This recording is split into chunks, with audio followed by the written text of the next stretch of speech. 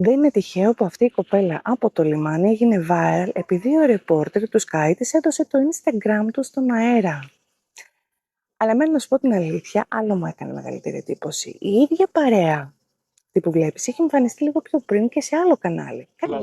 Πού πας καταρχάς, από το Sky είμαστε. Από το Sky, οκ.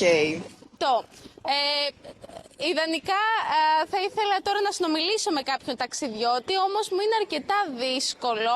Για πάμε εδώ στα κορίτσια πίσω από την κάμερα. Θα δυσκολέψω λίγο τον operator. Καλημέρα. Λοιπόν, θέλω να κάνω μία μαντεψιά πριν σας ρωτήσω. Με βάση αυτά που βλέπω τις βαλίτσες, υπολογίζω ότι θα φύγετε για 4 μέρες. 5. 5. Και είμαστε συν 2 άτομα.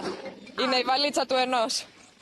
Γι' αυτό. Ναι, είναι μια βαλίτσα του ένας. Κάτσε βρε παιδί μου, κάτσε λίγο. Έχεις ένα ολόκληρο λιμάνι γεμάτο κόσμο, 2 διαφορετικά κανάλια, 2 διαφορετικά συνεργεία και τελικά πέφτουν πάνω στην ίδια παρέα. Μπορεί να είναι εντελώς τυχαίο, δεν λέω ότι έγινε κάτι περίεργο, αλλά σκέψου τι σημαίνει αυτό για όλα αυτά τα ρεπορτάζ που βλέπουμε κάθε μέρα. Όταν ακούμε οι ταξιδιώτες λένε, οι νέοι λένε, ο κόσμος λέει, στην πραγματικότητα ποιοι έχουν μιλήσει. Συνήθως λίγοι άνθρωποι που έτυχε να είναι εκεί δέχτηκαν να μιλήσουν, ήταν άνετοι και με την κάμερα και μπορούσαν να δώσουν πολύ γρήγορα μια ωραία μια απάντηση, έτσι.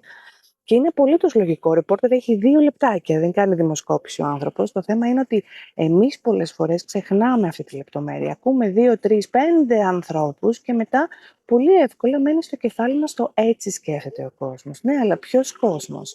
Γιατί αν αύριο πας στο ίδιο λιμάνι, μιλήσεις σε άλλους 5, μπορεί να πάρεις τελείως άλλες απαντήσεις.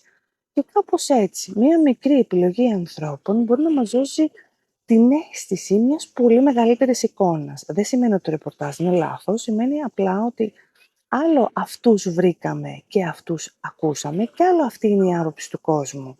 Και η ίδια παρέα σε 2 κανάλια ήταν ένας πολύ ωραίος τρόπος να το δούμε μπροστά μας αυτό. Ποιος κόσμος λοιπόν, αυτός που ρωτήθηκε ή αυτός που πέρασε το casting των 30 δευτερολέπτων?